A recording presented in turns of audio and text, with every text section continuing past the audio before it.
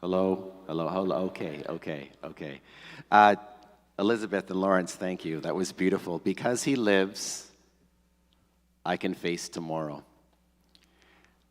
I felt like I was 10 years old sitting beside my parents in a Pentecostal church. I know you all have memories of that song, just like I do. Take it with you this morning. Our preacher needs no introduction. So instead, I'm just going to roast him a bit. So you recall Alexander highlighted that Jim is an accomplished writer and publisher of a few books. Jim, genre category, self-help, life coach, fair enough? So Jim was gracious enough, my good friend, I have a few autographed copies. Of course, I've read them. Did nothing for me. Made me worse. I'm kidding. But this next roast is grounded in truth. So a couple years ago, who was here when Jim started his sermon up there? A few people, right? Little known fact, he was supposed to stay up there. It was a tryout. If we liked what we heard, we'd let him come down. He got all cocky, sauntered down. Now we can't get rid of him. Jim and I work together in men's ministry here at Central, and I am blessed to call him my friend. Jim.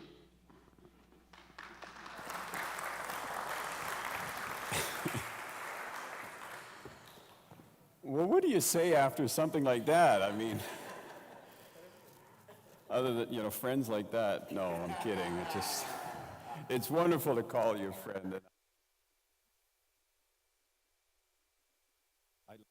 Just being roasted right at the very front, it was just absolutely amazing. So that's good. I appreciate that. Now you got me all chuckled. You got me off.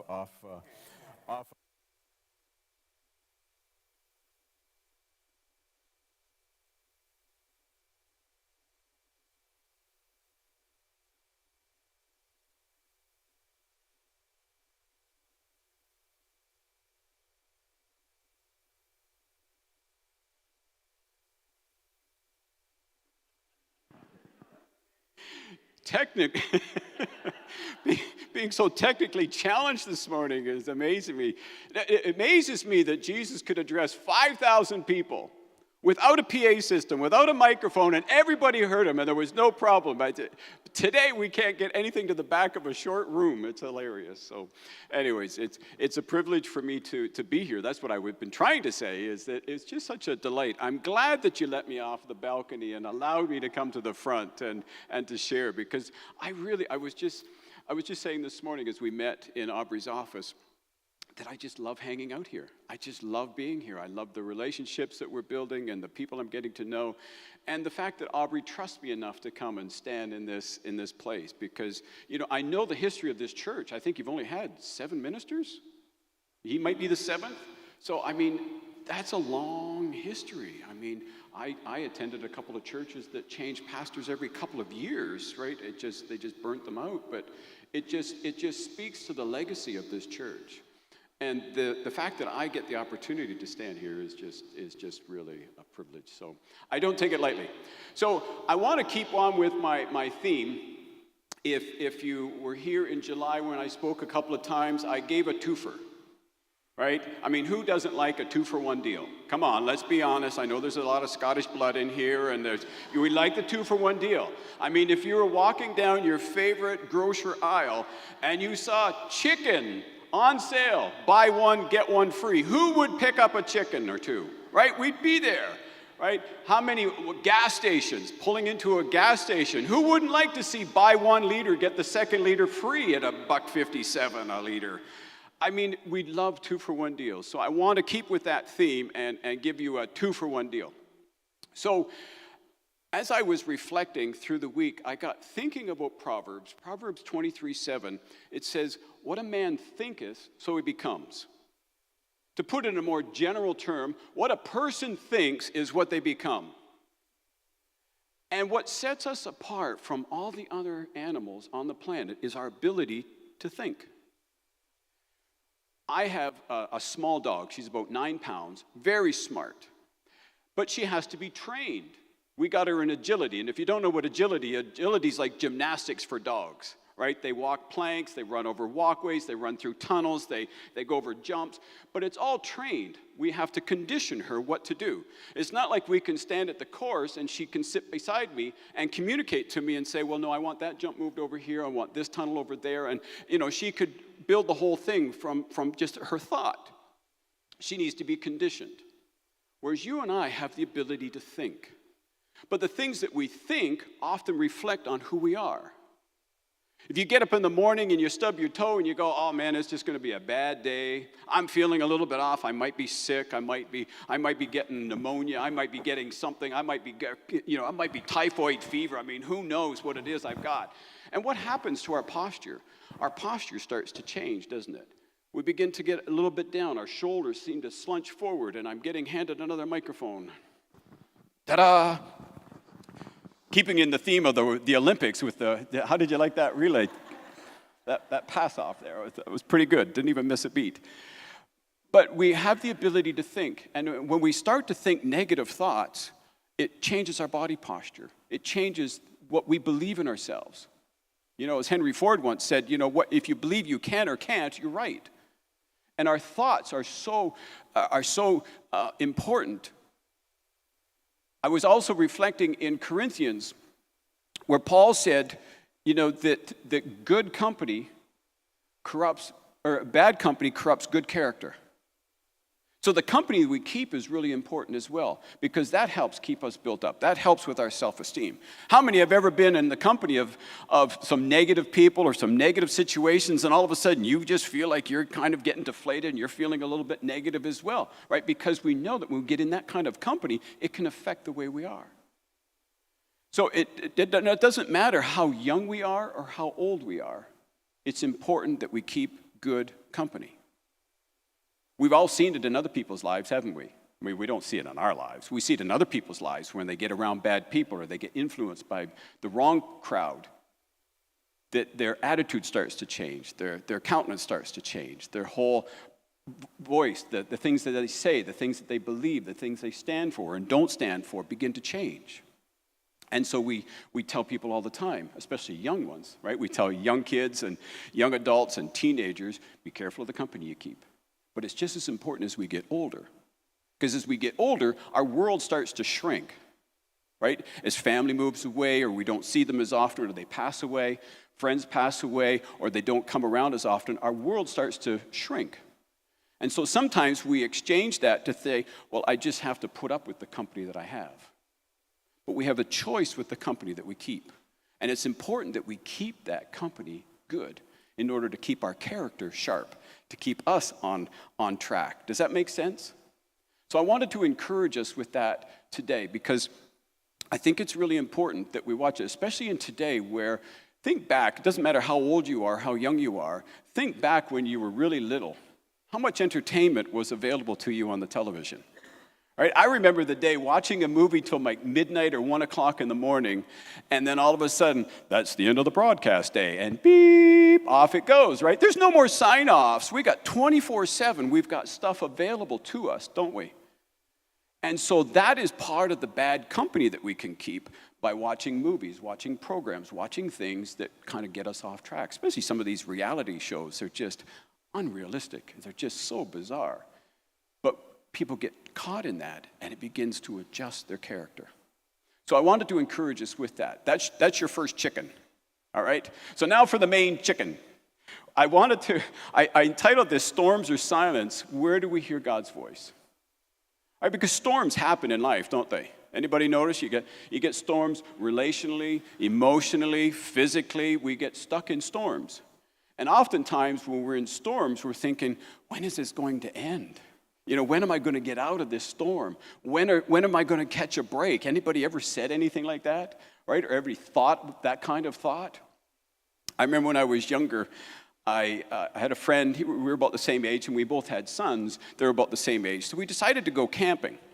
And we went up to Flower Pied Island, which is up in Tobermory. How many have ever been up that way? Tobermory. If you've never been there, you should go. It's really a gorgeous area. It's probably some of the clearest water, I think, in Canada. It's just really crystal clear up there. So we went over. We paid for the ticket on the little boat to go across, and we set up camp. And at nighttime, it started to rain. And it typically does up in Tobermory. And they say up in Tobermory, if you don't like the weather, wait 10 minutes, right? Because it'll just change. And so it started to rain, and we just laid there thinking, okay, it's just going to rain. And it started to pour. And then the winds picked up. And then my tent, we were in a dome tent, and the dome tent is now swaying back and forth with the wind. There was one point at a time where I woke up, and I swear I could have touched the top of my tent because it had bent over on a 45-degree angle. And so now the wind is now racing up over the fly, the dome that's over top of it to keep us isolated and keep us warm and dry and protected. Well, the rain is now coming up underneath that, and it's coming into the tent. So now we're just kind of sitting in there. Our sleeping bags have become absorbent pads. They're just soaking up water. Our knapsacks are sitting in puddles, and they're doing the same thing. They're just absorbing from the bottom up. So by the time morning came out, we were absolutely soaked, and there was no end to the rain. The park rangers came along and told us that, the rain was the forecast, and they told us it was really bad for the next day or so. And they came over with a boat, but this boat was only big enough to take a small group. And on the island that same weekend were a group of Boy Scouts that were younger. So they loaded them up first, and there was no room for us. So we had to stay overnight. So they gave us permission to stay in their cabin. There was a ranger's cabin on the top that was generated with kerosene, and they had kerosene lanterns and kerosene heaters. So we were able to go in. So we got some refuge from the storm, but it continued on. All the time we're thinking, I wasn't thinking, how's God going to provide? How is he going to look after us? How is he going to protect us? How is he going to keep us safe? All I could think of is, when is this going to end? It just kept on going and going. And sometimes storms of life can feel like that, can't they? Where we're just like, I need out. I need to check out. And it doesn't matter if it's at work or at home or in a church. I mean, lots of division has happened in churches over the years where there's conflict and tension and it can't be resolved, and people check out or they split and start another church and start the mess all over again. But we're always looking for ways out of the storm. We're going to read a couple of stories this morning that talk about how God met them in the storm. Because I think that, the storms happen, but it's when we get so focused on the circumstances that we lose sight of what God is doing. The first story we're going to read is in Matthew. And in Matthew, I'll give you a little bit of backstory. So just before this happened, John the Baptist was beheaded. And so the disciples went and got the body and buried the body. And then they told Jesus about it. And then immediately Jesus took the boys, and he wanted to just go off someplace and pray. He just needed some quiet time. He needed some time to just digest what was going on. And as they started meandering out into the countryside, people started to see them. And as normal and typical, the crowd started to follow. And the crowd got bigger. And then it turned into a mob. Then it turned into 5,000. We had the feeding of the 5,000. You remember hearing that story? Where some little boy just had a couple of fish and a couple loaves of bread, and Jesus prayed, and it multiplied and fed 5,000 or more. And this is where we are. So immediately, after this all happened, Jesus made the disciples get into the boat and go ahead of him to the other side, while he dismissed the crowd. As he dismissed them, he went up on the mountainside by himself to pray. Later that night, he was there alone. And the boat was already a considerable distance from land, buffeted by the waves because the wind was against it. Shortly before dawn, Jesus went out to them walking on the lake. When the disciples saw him walking on the lake, they were terrified. "It's a ghost," they said, and cried out in fear. But Jesus immediately said to them, "Take courage, it is I. Do not be afraid." "Lord, if it's you," Peter replied, "tell me to come to you on the water." "Come," he said. Then Peter got down out of the boat and walked on the water and came towards Jesus. But when he saw the wind, he was afraid, and beginning to sink, he cried out, "Lord, save me." Immediately Jesus reached out his hand and caught him. "You have little faith," he said. "Why did you doubt?" And when they climbed into the boat, the wind died down. Then those who were in the boat worshiped him, saying, "Truly, you are the Son of God." It's interesting that Jesus, said to the guys, he said, you know what, I'll dismiss the crowd. You just hop in the boat and just go to the other side of the lake. What a setup. So they start going across the lake. And it's already later in the day because the boys came to him and said, look, it's getting later in the day. You need to send these people away so they can get some food. And he said, no, you feed them. That's when they went into this whole thing. Anybody ever been to a banquet of 5,000 or more people? That would take a long time. I don't care how good your service staff is, how good your cooks are. That would take a long time to feed 12,000 people, especially if the 12 disciples were your main distributors of that food. That would take a little bit of time. So would taking a little bit of time of dismissing them all. I mean, you know what it's like here on a Sunday morning, right? Once service is done, some of you are beelining out of here. Like, okay, I've had enough of that Jim guy. I'm out of here. I'm leaving. I'm heading over to the cafe to get my coffee. I need a little fix after that. And so some people beeline it. And some people hang around and talk a little bit more here. Some go into the back and grab coffee and tea and hang out a little bit longer.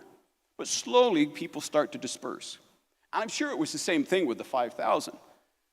I mean, Jesus attracted a crowd everywhere he went. So the fact that many people followed him into the countryside, and we don't know how far he walked out, says that it was probably a little bit of time for him to dismiss the crowd, to let them go home. Then he went up into the mountain and started to pray. Meanwhile, the boys are in the boat rowing like maniacs trying to get across the lake. I could just picture them. I actually watched a video of the Sea of Galilee. It's just a lake, really. It's like 13 miles by 7 miles. It's not a huge, huge lake. I could just picture them in the waves just trying to get across, right? Wondering when it's going to end. How are they going to get to the other side? And then it says in the fourth watch or the third watch, which is early morning. So now it's becoming dawn. So the boys have been out in the boat all night long rowing, and Jesus walks across the water to meet them. And then Peter, being Peter, is brave enough to say, if it's really you, I'm going to test this water. I'm going to test this theory. You tell me to come out to you. And he did. But what happened is he got focused on the circumstances rather than on the one that called him. And so often we do that. Mother Teresa said a beautiful thing that when she got the call from God, she never, ever doubted the call ever again. She just said, I figured that if he wanted me to go in a new direction, he would have told me. So she had this call to go to Calcutta to feed and take care of the poor, and she never got a second imparting another word. She just kept serving and going and doing all those years that she did that ministry. Because she figured if God wanted me to do something different, he would have told me. So she never got sucked into the circumstances. She never focused on what was going on, saying, I need to get out of here. I can't take this. I can't do this anymore. She accepted the calling on her life and walked in it. Peter wasn't 5 seconds in the water and he started to doubt and he started to sink because he got sucked into the circumstances, got sucked into the situation that was going on around him. And so oftentimes, it's not necessarily the storm that defeats us. It's the fact that we focus on the storm rather than on the one that's calling us through it. So my challenge to us is to not focus on the storms because storms are going to come. How many have noticed that? Right? Storms happen, even, weather-wise, family-wise, business-wise, home-wise, friendship-wise, church-wise. Storms come. Disagreements happen. We get sick, we get better, things happen all the time. But it's when we focus on those. Remember I said earlier with the first chicken, right? It's what we think is what we become.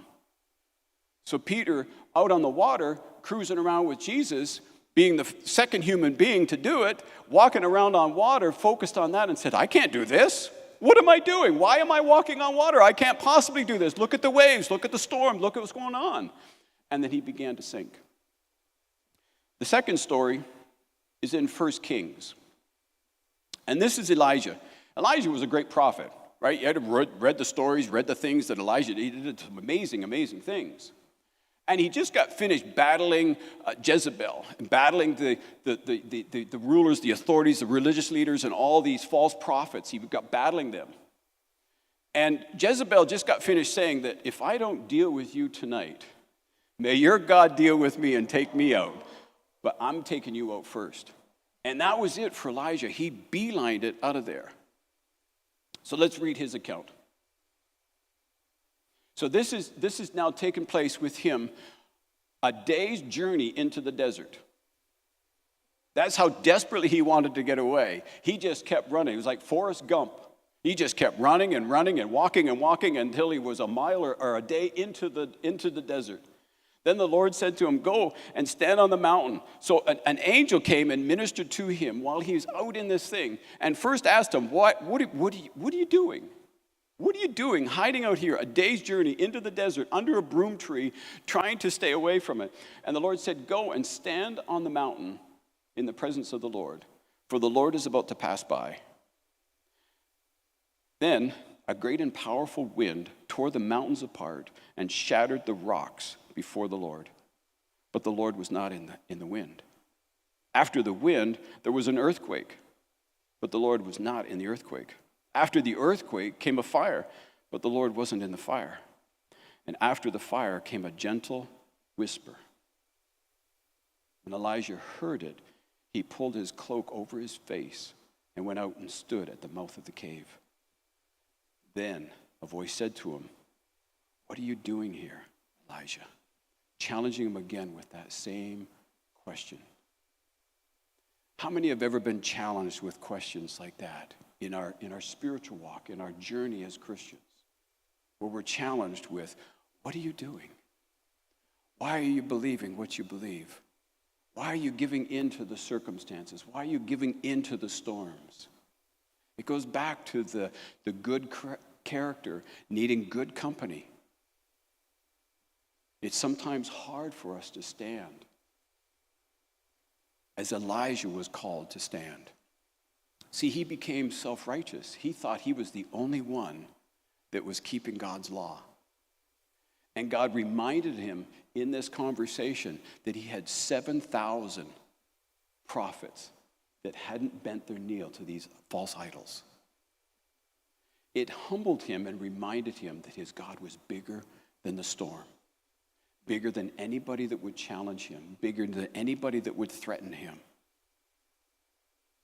But how often have we gone into conservation mode thinking, I can't do this. I can't stand and be the voice of reason. I can't put up with this any longer. I remember when I was training for my first marathon, I had just run a half marathon, which is about 21, 22 kilometers, give or take. And so I thought, I need to push myself because I need to do a full marathon, which is 41 kilometers, a little over 41 kilometers. So I need to push myself. So I need to get up to 30 kilometers. So I had planned, Mary and I went away for the weekend up north to our trailer, and I had mapped out 30-kilometer road. And I went out early in the morning and started running. Well, the sun came up and the humidity came up, and it was a really hot morning. And all I had was my handheld water thing that I have that holds my phone. Holds maybe 700 mils of water. Not a lot when you're doing the 30 kilometers of running. I don't recommend just going with 700 mils of water. So I went through my water quickly, and I started to deteriorate, and I ended up using my phone, because I had my phone with me with a map so I could keep track of my distance. So I called Mary, and I said, you need to meet me at such and such a concession and bring water, bring food, bring stuff for me. And she met me and gave me some stuff, and I carried on. I got finished the 30 kilometers, but I was so dehydrated and so depleted with energy and so exhausted from doing that in the humidity and the heat that my body started to go into protective mode. I started to get feverish. I started getting shaky. Even though I was super hot, thirsty, hungry, tired, I started to shake like a leaf. And rather than going home and having a shower and getting something to eat and getting something to drink and resting, all I could do was go into the bed and pull a blanket over me and rest. And I fell asleep for about 30 minutes. And then after 30 minutes, I woke up and I felt fine. I was hungry, I was thirsty, and I continued on. But my body went into conserve energy mode. It said, you've spent too much, you've given too much. You need to conserve what you've got left. We got to shut down to protect you. And so often we do that in life, don't we? We shut down to protect ourselves. When somebody says something hurtful to us or something impactful happens in our lives, we tend to withdraw, don't we? We tend to pull back. We say, well, I'm not going to stand in that situation. I'm not going to stay in this position, stay in this relationship, stay in this abuse. I'm not going to stay in this. I need to withdraw and protect myself. The problem is that once we do that, we begin to walk our lives in a protective mode.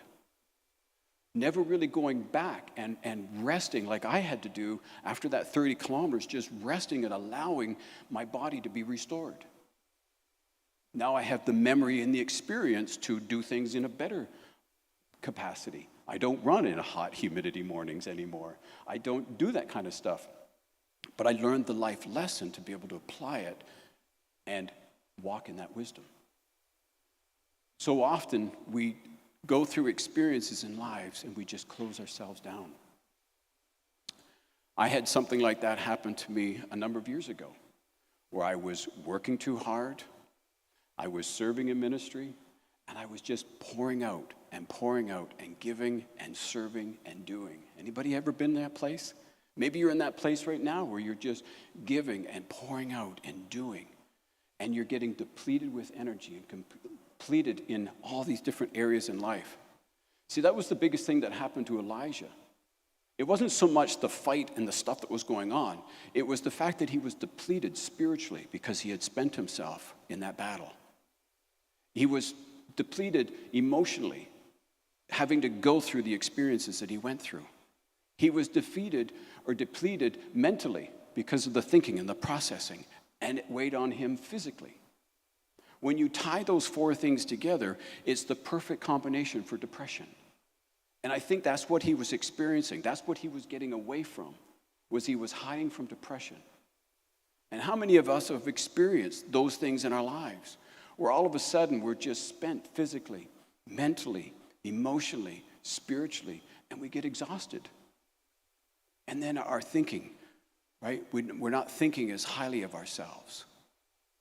We're starting to believe the things that people say about us. Because what happens then, when we get in those moments, the enemy brings his greatest weapon. And his greatest weapon isn't that big. It's only a few inches long and maybe half an inch wide, but it's made of solid steel, and it comes to a point, and it's called a wedge. And when we get to these moments and times in our lives where we're depleted emotionally, mentally, physically, and spiritually, the enemy will step in and say, this is my point. This is my time, that I can drive in this wedge and separate that person. Because that's the idea of a wedge, is to separate something hard, separate something. People use it if they're cutting trees and the material is wet and still damp. They will use a wedge and drive a wedge in there to hammer it down in there to split open logs. And that's what the enemy does to us. When we get in times and places like that, he will begin to put in that wedge. He puts in wedges in conversations that we're having. Maybe we're having disputes. Maybe we're not seeing eye to eye in a church meeting, in a committee, in our neighborhood, in our condo board, in whatever it is. And he puts in a wedge to cause a greater division, more division, to cause it to go deeper. And from that, it's a challenge. It's difficult to recover from, unless we recognize that wedge being put in there. Jesus brought it to the attention of the disciples by saying, you have little faith. Why did you doubt? The wedge of doubt was what got in there and caused them to focus on the circumstances, focus on the waves and the storms, and all of a sudden they said, I can't believe in Jesus because he says I can do it. I believe the waves that say I can't do this. I shouldn't be doing it. And that's what happens over and over again in relationships. That's what happens over and over in boardrooms, in conversations with our children or neighbors or relatives, is the wedge will get in there and divide that up. And that happened to me a number of years ago. I was at a point where I was serving, and there was just one day where I just said, I can't do this. I can't juggle all the stuff I'm juggling. Physically, I can't do it. Emotionally, I can't do it. Spiritually, I can't do it. Mentally, I can't keep track of it any longer. And so I began to go in withdrawal mode. I began to retreat. I retreated so far, I went up to Wyerton, which is where my wife and I had a fifth-wheel trailer. We would often use it to get away on the weekends and spend time away. And I went up there this one particular weekend, and I said, I'm going to spend an extra couple of days here. And so I stayed there. And there was a storm on the one night, as typical. There was a storm through the night, but the morning came, and it was a morning like this, where the sky was just crystal clear. It was a beautiful blue. The air was still. It was crisp. There was nobody in the park because the weekend traffic had gone, and so I had the park pretty much to myself. And it was a similar thing as this, that God didn't come in the storm to speak to me. It wasn't in the chaos and the heaviness and the confusion that I was feeling. It wasn't in the circumstances. All of a sudden, I remember sitting outside this one early morning, and everything was still and quiet.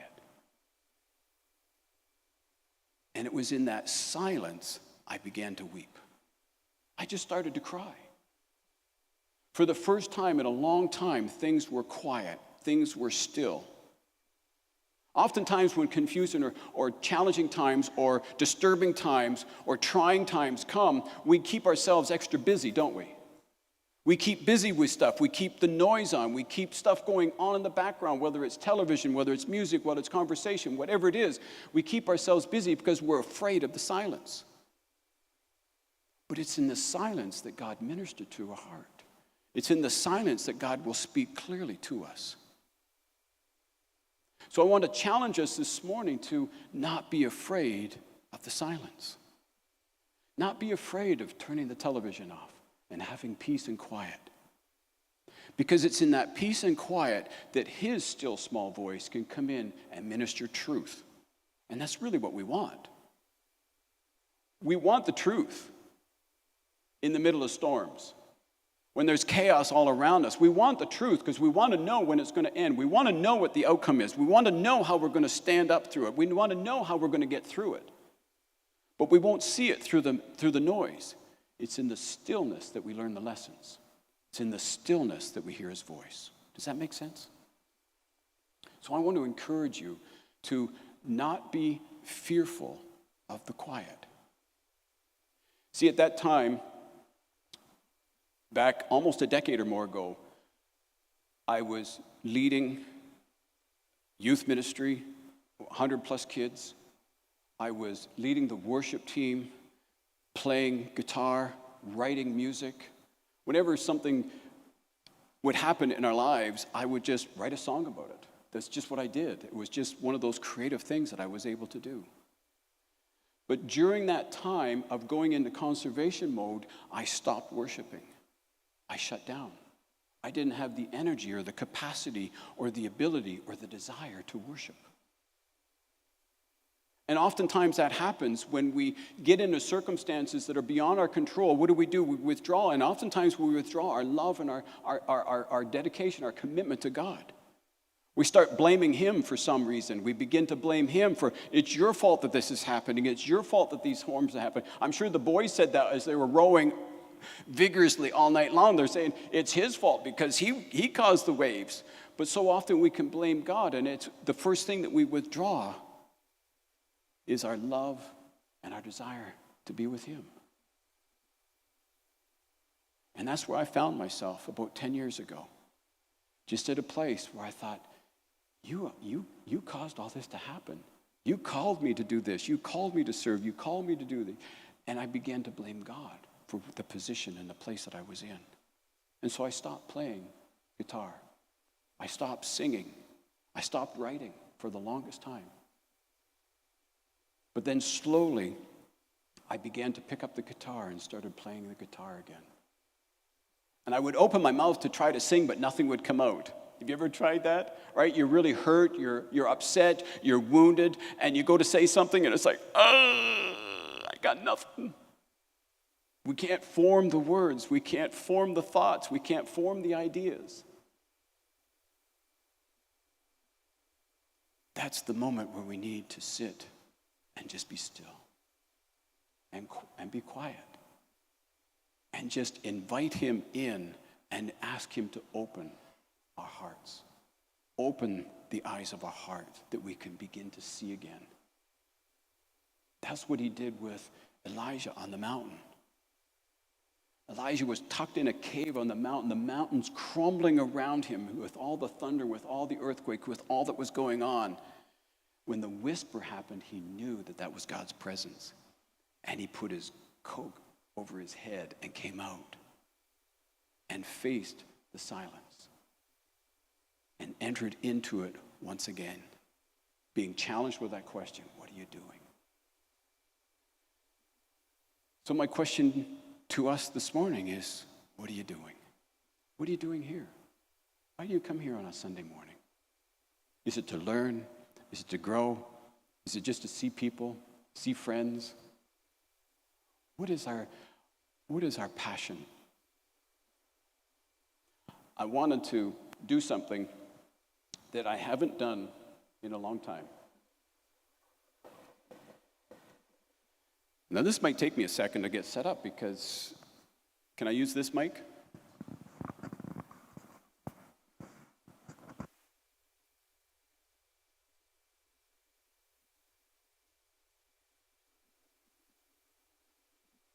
Oops, I better remember my cameraman. He's going to scream at me if I sit up outside.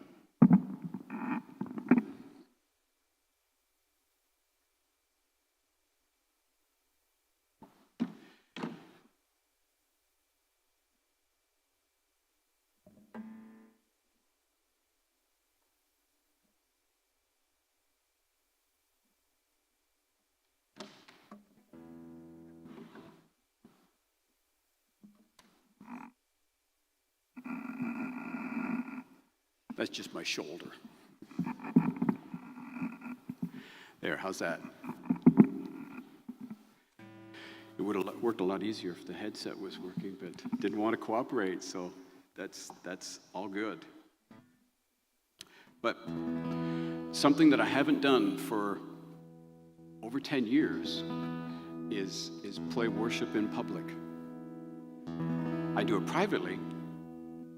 I torture my poor wife all the time by singing at home. But I haven't done it publicly for a lot of years because it took me a long time to get back to the place where I wasn't afraid of the silence. And I was willing and ready to allow God to open the eyes of my heart. Because that's the first thing that shuts down, is we shut our heart off. We don't allow the love to flow. We don't allow it to come out. We become like a pond. Right? There's water there, but it becomes stagnant after a while. And then funny things start growing.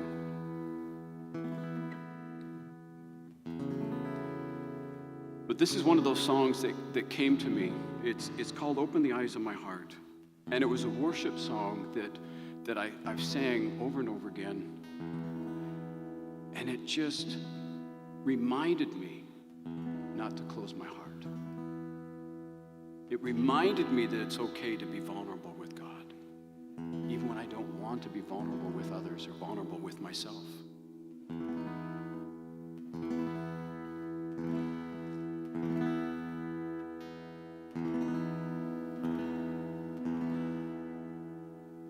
Open the eyes of my heart. I need to see you again.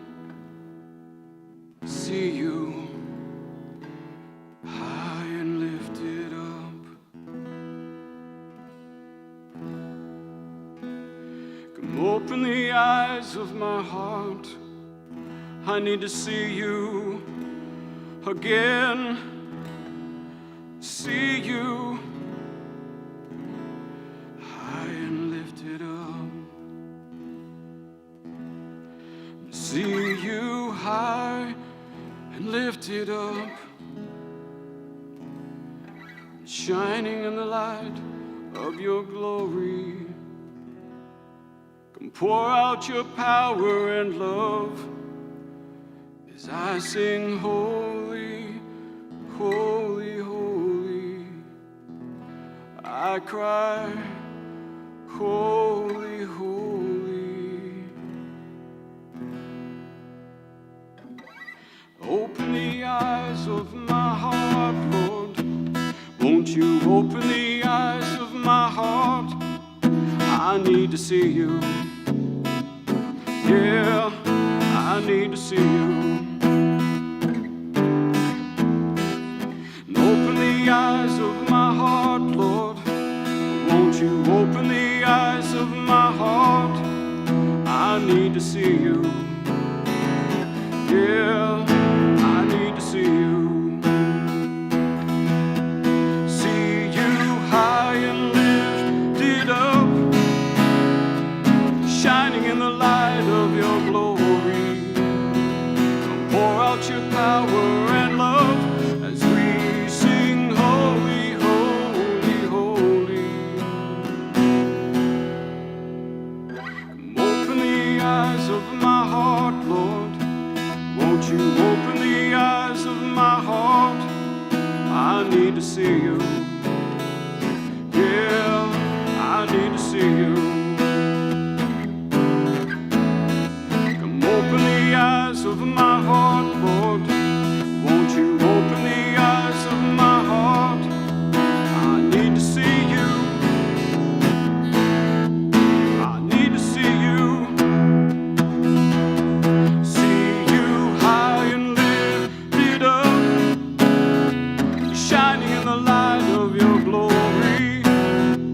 Pour out your power and love as we sing holy, holy, holy. High and lifted up, shining in the light of your glory. Pour out your power and love as we sing holy, holy, holy. We cry holy, holy, holy. Holy, holy, holy. Holy, holy, holy. Holy, holy, holy. You are holy. You are worthy, worthy, worthy. You are worthy, worthy, worthy. And worthy are you, Lord. And open the eyes of my heart, Lord. Won't you open the eyes of my heart? I need to see you.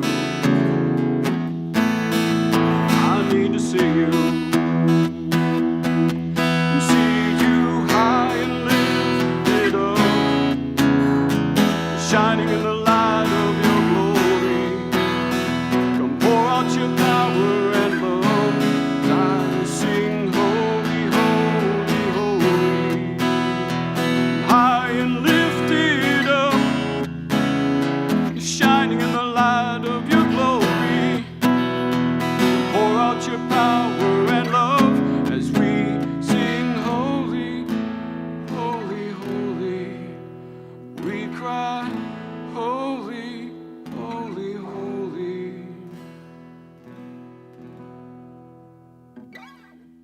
Open the eyes of my heart. We need to see you again. We need to see you. We need to see you. Open the eyes of our heart. We need to see you again. See you. We need to see you. So my prayer for us this week is that we would just get to that place of just inviting God to come and just open our hearts again. Open up to possibilities. Open up to new things. Open up to the things that He's called us to. We don't need to be fearful of the storms because we got one that will carry us through, march us through, walk us through, keep us in the storms.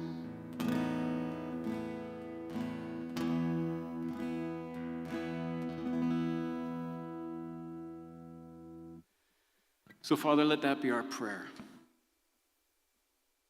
that we wouldn't focus on the storms. We wouldn't focus so much on the circumstances. We wouldn't allow the enemy to come and just drive wedges in relationships. But we would keep our eyes fixed on you no matter what's going on around us. No matter the challenges, no matter the things that are thrown at us, Lord, remind us of this message today. Let us picture Peter sinking in the water because he's focused on the circumstances. He believed in his heart that he couldn't do what he was doing, and so he couldn't any longer. Call us at times to go and sit quietly, just to reflect on your word, to reflect on who you are.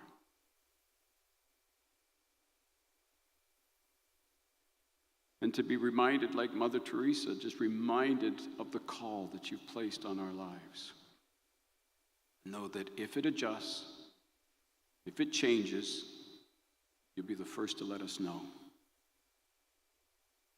But that until then, Lord, may we be a people that are steadfast into following you. Up on the mountains, down through the valleys, even walking on water. Let us be people that would believe these stories and know that they're accounts that happen, not just made up fables. The fact that you multiplied those few fish and those few loaves was a miracle that we need to see happen again today. We're collecting peanut butter right now to feed those in our community, to support those around us.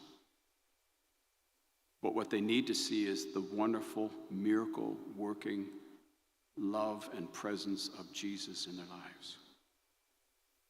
May we be that church. May we be a central voice to our community. May we be a central influence to those around us.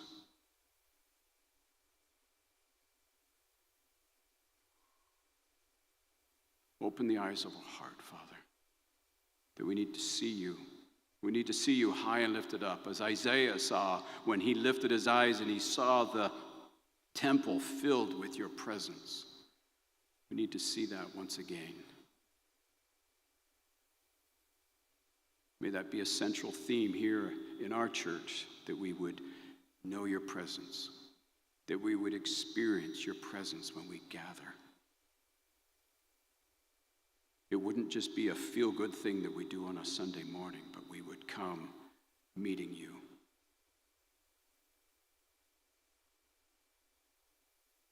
Father, we thank you for this time. Thank you for this reminder. We just bless you in Jesus' name. Amen.